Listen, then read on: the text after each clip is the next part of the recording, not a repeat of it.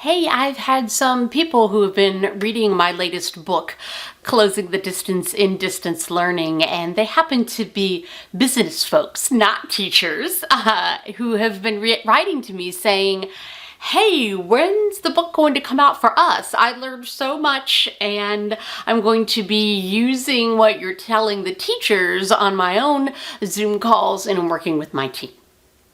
Well, maybe there will be a series of books someday. I can't guarantee it, but there certainly are a lot of trainings out there where I talk about virtual communication. And one of the little tips that I'd like to give you today that's in the book that I haven't really been using with business folks, and I thought, you know what, maybe this would be really great for them too.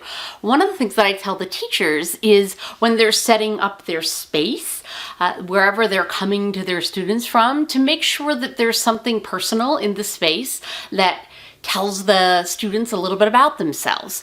Most classrooms, if you go into them, particularly around the teacher's desk, there may be sports paraphernalia of the teams that they like, or there might be a couple of personal photos or something about their outside interests.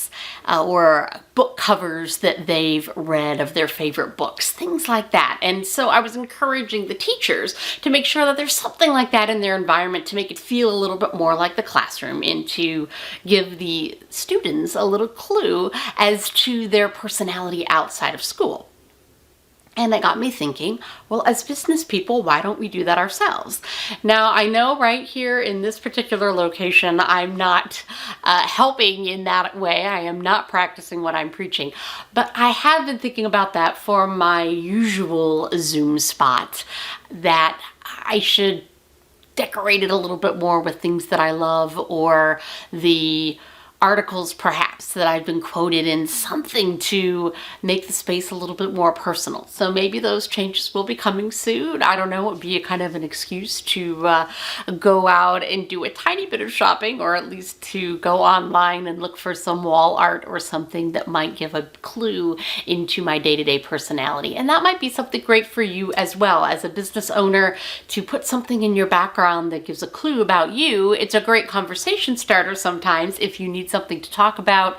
It tells those that you're talking with that you care about the space and your setup. I'm not saying you have to spend a lot of money or that you have to think about it as a set necessarily and really decorate it accordingly, but there might be a personal tchotchke or two is not necessarily a bad thing.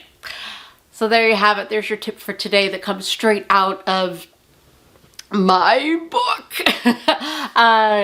Closing the Distance in Distance Learning. This is written specifically for teachers, but there certainly are a lot of tips for how you can be better as a business owner as well, because you are probably teaching your teams online, right? Or you are working with others, and that's really what teachers are doing every day. Have a great one. We'll talk soon. Bye-bye.